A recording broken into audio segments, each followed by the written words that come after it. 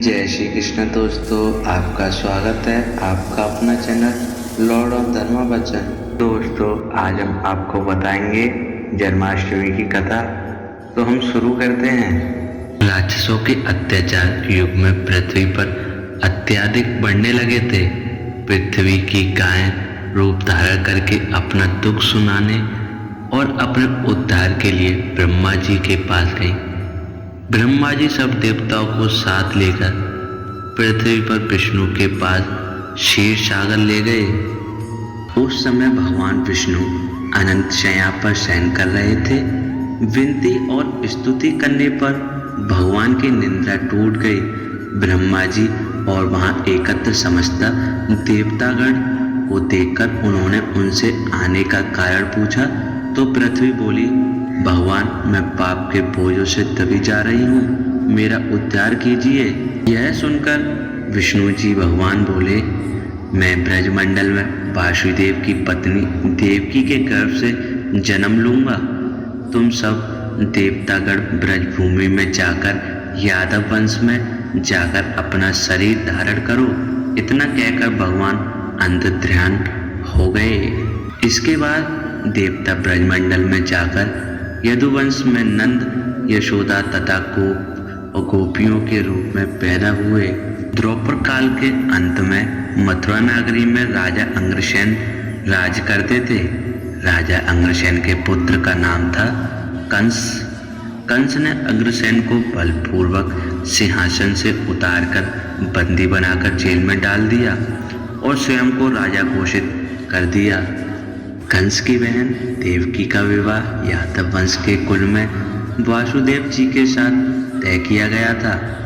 जब कंस अपनी बहन देवकी को विदा करते हुए रथ के साथ चल रहा था, तभी अचानक से एक आकाशवाणी हुई कि हे कंस, जिस देवकी को तू इतने लाड़ प्यार के साथ विदा कर रहा है, इसी के 8वें पुत्र के हाथों तेरी मृत्यु होगी। यह बात सुनकर कंस आग बबूला हो गया और फिर उसने अपनी बहन देवकी को मारने की ठान ली। उसने चिंतन किया कि जब देवकी ही नहीं रहेगी तो उसका पुत्र कैसे जन्म ले पाएगा। कंस का यह गुस्सा देखकर वासुदेव जी ने कंस को समझाते हुए कहा कि तुम्हें बिल्कुल भी आवश्यकता नहीं है देवकी को मारने की।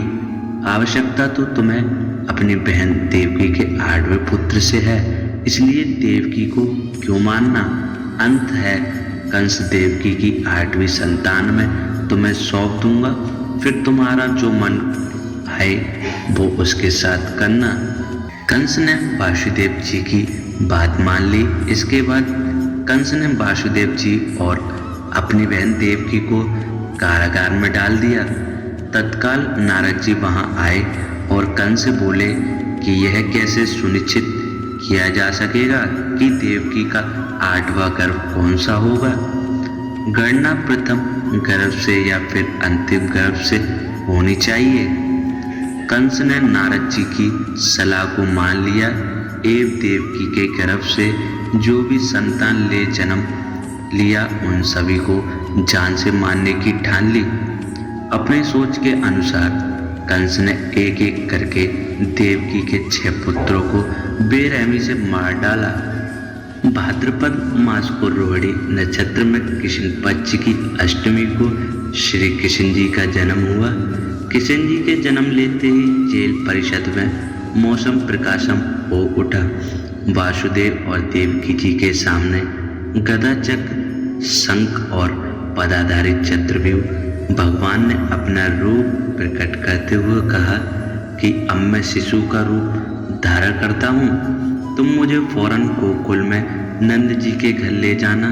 वहाँ उनके घर एक कन्या ने जन्म लिया है, उसे यहाँ लाकर आप कंस को दे देना और बोलना कि कन्या ने जन्म लिया है। वासुदेव जी के हाथों में बंदी बेड़ियाँ खुल गईं। दरवाजे अपने आप खुलते चले गए। सुरक्षा सैनिक सो गए। एक टोकरी में श्री कृष्ण जी को रखकर वासुदेव जी गोकुल को चल निकले।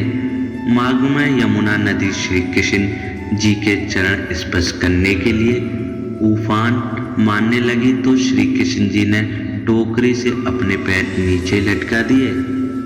चरण स्पर्श के बाद यमुना जी घट गई और वासुदेव जी को मार्ग दे दिया।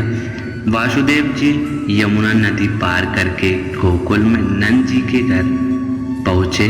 शिशु कृष्ण जी को यशोदा मैया के बगल में सुलाकर कन्या को लेकर वापस कंस के कारागार में पहुंच गए। जेल के दरवाजे खुद ब खुद बंद होते चले गए। वासुदेव जी के शरीर पर बेड़ियां पड़ गईं।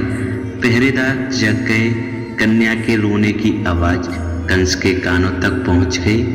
कंस ने कारागार में जाकर उस कन्या को हाथों में लेकर पटक कर मारना चाहा, लेकिन वह कन्या कंस के हाथों से छूटकर आकाशमयी हो गई और एक देवी का रूप लेकर बोली कि हे कंस, मुझे मारकर तुझे क्या फायदा?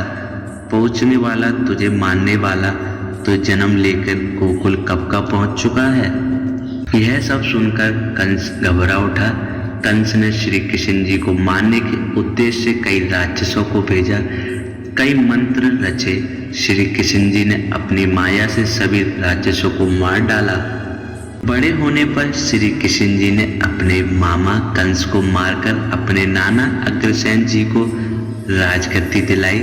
श्री कृष्ण जी की इसी जन्म तिथि को तभी से सारे देश में बड़े हर्षों और हल्ला से मनाया जाता है।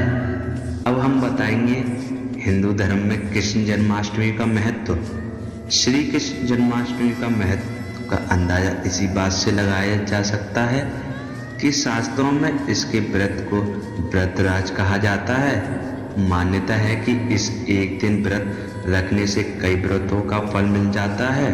अगर भक्त श्री कृष्ण को पालने में जुटा दे तो उनकी सारी मनोकामना पूरी हो जाती है। इस दिन श्री कृष्ण की पूजा करने से संतान प्राप्ति होती है, दीर्घायु तथा सुख समृद्धि की भी प्राप्ति होती है।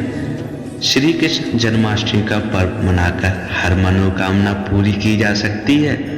जिन लोगों का चंद्रमा कमजोर हो तो वे इस दिन विशेष पूजा से लाभ पा सकते हैं।